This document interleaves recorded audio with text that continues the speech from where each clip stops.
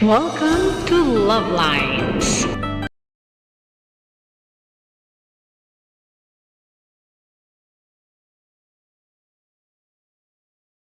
Good morning Philippines, hello world, araw ng linggo, tara. Simba tayo. Medyo kumukulim-kulim din ang kapatid. Mahangin. Nililipad ang payong ko, oh. Live.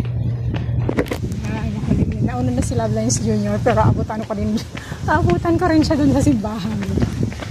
Ano, mahangin. Sumasayaw-sayaw yung mga dahon. Look.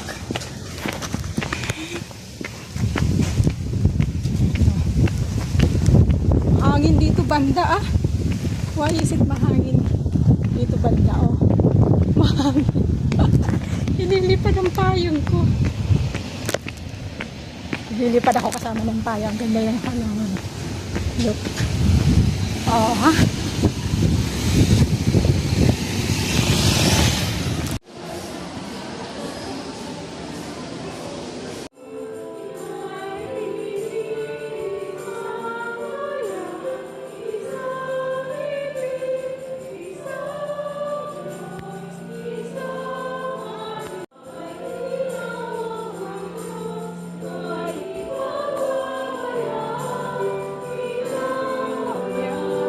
Pinagkatiwala niya kay Pedro. Pagpapalayag ng salita ng Diyos mula sa aklat ni Propeta Isaías na tuloy siyang pag-alay ng panalangin at pasasalamat sa Diyos. Pagpapahayag mula sa sulat ni Apostol San Pablo sa mga Tagalog. Ano po yung Tagalog words sa government lands? Hindi naman bubilang yun, di ba? Spanish yun. Ang Tagalog ay ang pamamahala o pamahalaan. Kung titignan natin yung word na yan, is composed of two words. Ano yung good word na ginamit sa pamahalaan? Yung isang word ay mahal. At yung pangalawa, laan. Naglalaan ka ng pagmamahal sa iyong nasasakipan. Hindi ikaw nagbibigay ng kamay na bakal. Hindi ikaw ay nagmamatigas sa iyong kapangyarihan. Hindi ikaw yung tinitibig mo na gusto mo sa iba. O yung nagpabayad ka dahil marami kang pera para sundin niya. Hindi yung tunay na pamamahala. Kundi ang tunay na pamamahala ay yung ating paglalaan sa bawat isa ng pagmamahal. Kaya bigyan ng authority na mamahala.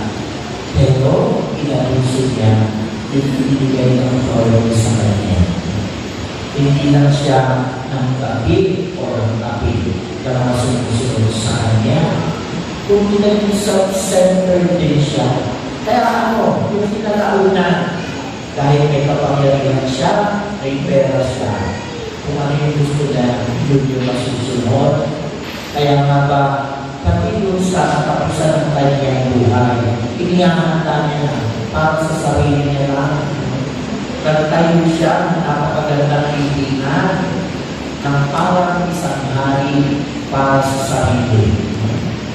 Napaka-swapang. Kaya kapag nakita ito ng ating Panginoong Diyos, binawi isa ang kanyang kapangyarihan. At kanino ibinigay ito? Kay Elohim. At si Elohim ang naging pinuno ng lugar ng buhay. Mga kapatid, maganda rin tingnan na sa ating pamayanan, sa ating simbahan, meron tayong dapat maging modelo sa bilang isang leader. At sino yung modelo natin sa ating parish? Sino ba yung ating tinatawag na pinakasip? Kilala niyo ba yung pinakasip nyo? Sino?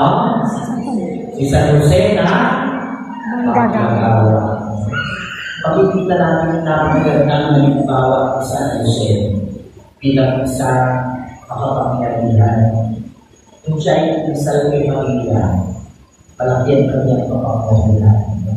Patriarchal government ang mga Hudyo. Kaya may posisyon, pagka ikaw ay nagkaroon ng asawa, binibigyan ng authority yung lalaki over the wife. No? Kaya may pwede mangyari, kung ikaw ay nagloko, pwede mo ipapatay ang asawa mo. Pero yung nangyari kay Maria, di ba?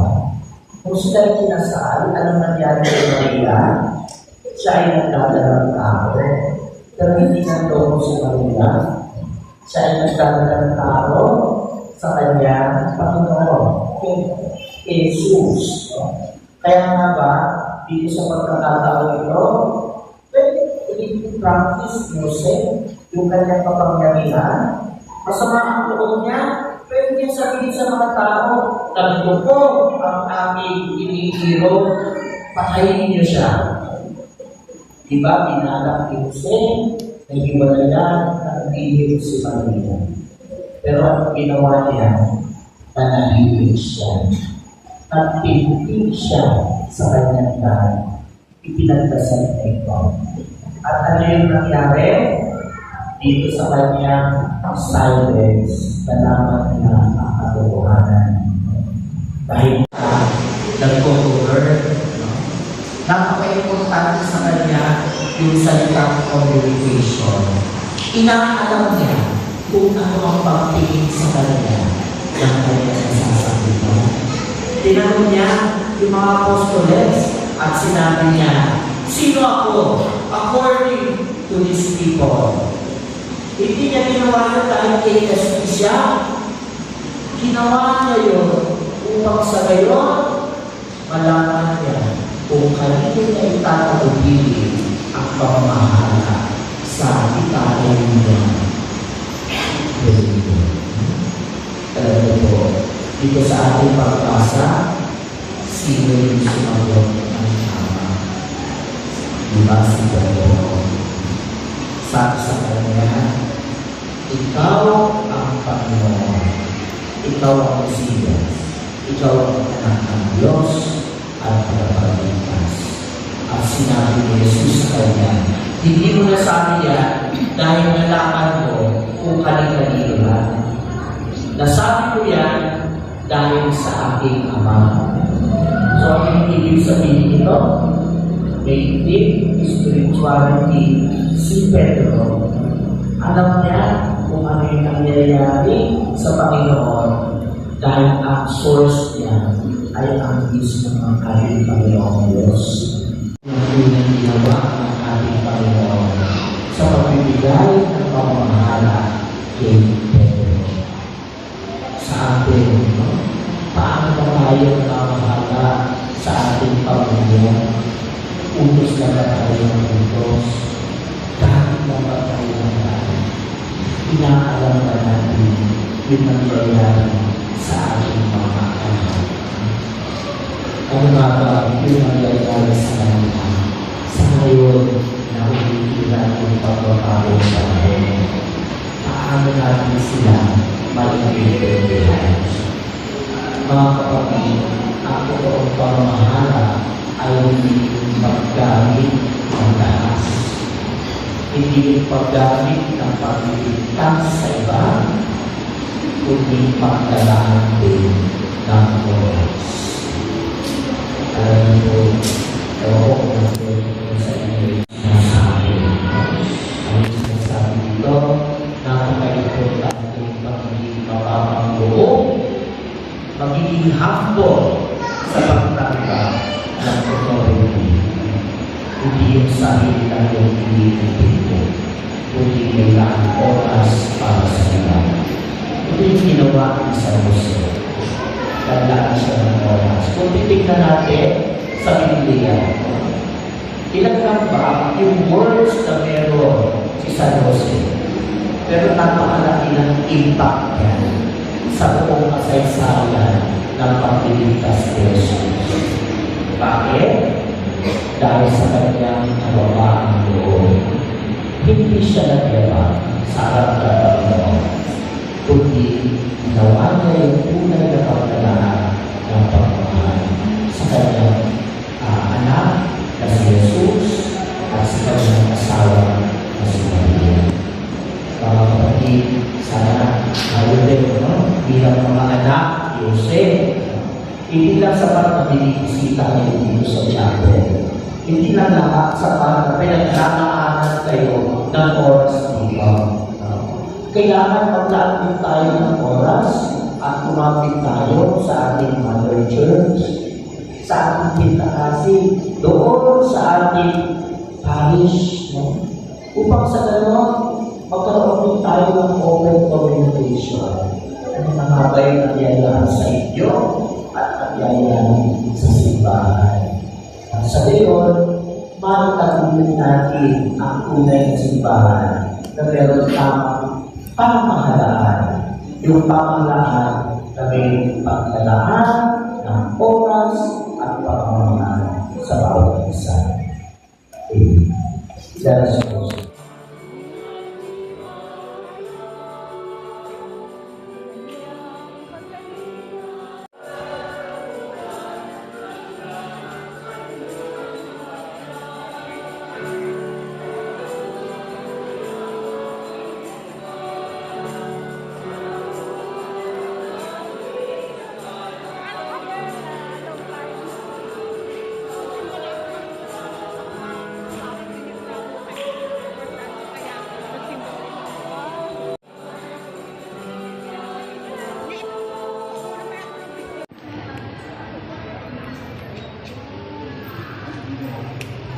Okay.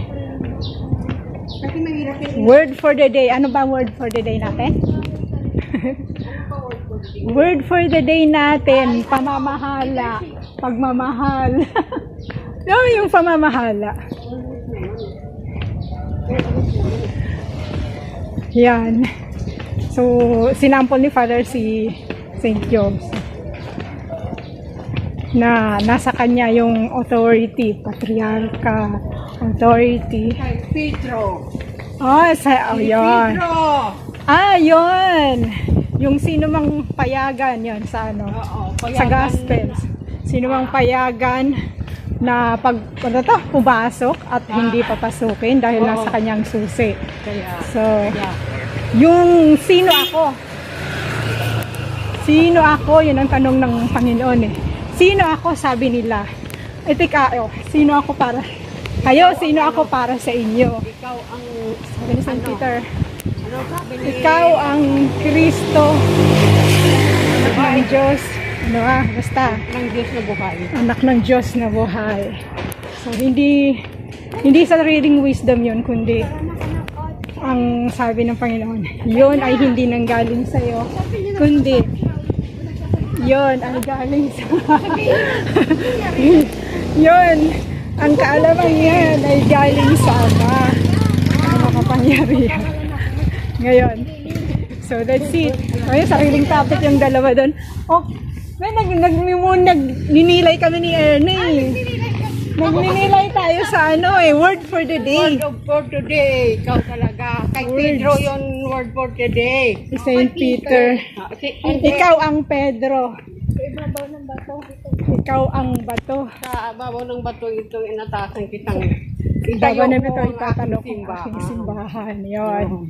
Tapos yung kanyang susi. Kaya nga, yung Bert, ano yun? yung susi, nakalimutan ko na. Basta yun na yun. Hindi, meron ako Pinicturean mo? Meron ako niyan. Kasi ang mga Bert niyan, na ano ko yan. Na-videohan ko nga rin. Ay! Yan. So, kaya yun ang authority na ipinamana ng ating first pope si St. Peter at namana ng mga pope. Siyempre, sila yung mga naiwang leader ng simbahan after successor ni St. Peter. Okay. So, ano ba yung bato? Rock. Matibay ang bato. Hindi basta-basta na Ngayon, si St. Peter kasi nga yung kanyang pananalig, yung kung bakit nga ba, yung sabi ni Father, kung tinanong niya nga pala, tama nga pala yung pagtanong, hindi para malaman. Ang ano ngayon, ang ating Reading. reading natin, San Matthew 16, chapter 16, verse 13, 20. Verse 13 to 20 sa Matthew 16, 13 to 20. Ayun. Kung bakit nga ba St. Peter ang pinili? Kasi siya lang ang nakatama ang sagot. Tama ang sagot. Yung wisdom sa kanya ibinigay ng Diyos, ng Panginoon. So, kaya siya ang napagkatiwalaan dahil sa kanya ibinigay yung Si Simon yun, na tinawag na Pedro. Simon Peter. Si Simon na tinatawag na Pedro. Sila magkapatid. May isa pang Simon. Siya yung Simon Peter. Siya ang ginawang Pedro. Kasi Simon dati. Tapos binigyan niya ganun siya ng Panginoon. Tinawag siyang Pedro. Okay. So, yun. Gayahin na lang natin. Si St. Peter kasi, nagkasala, bumalik, nagsisi, at mas matibay yung kanyang pananampalataya. Kasi inano niya, siya ang nagkatawa. Pinatuwa niya si Panginoong Jesucristo ng 3 times. Oo. Bago magtilaok ng manok. Di ba? Oo. Pero, hindi siya gumaya kay Judas. Si Judas nag-despair, nagpakamatay. Pero si St. Peter nagsisi, nagbago at nagpakatatag. So, ganon. At natural naman kasi para maano yung humility sa kanya. Kasi sinabi niyo nung kahit anong mangyari. Pero sinubukan siya. Hindi ka pwedeng ipagmayabang na napakatatag mo pagkat susubukin ka talaga. So, pagkatapos ng pagsubok, after that, yan, magpakatatag ka na at manghapit ka na. So, that's all. Have a good day. God bless. Don't forget God loves you. God's beautiful creation. Shout out to Chi and Retro, my channel members. God bless everyone, my subscribers and viewers. Have a good day. And don't forget God loves you. You're God's beautiful creation. Mama! Bye-bye na, baby! So that's all for now. Thank you so much for watching. Once again, this is Love Lines. Have a good day and God bless.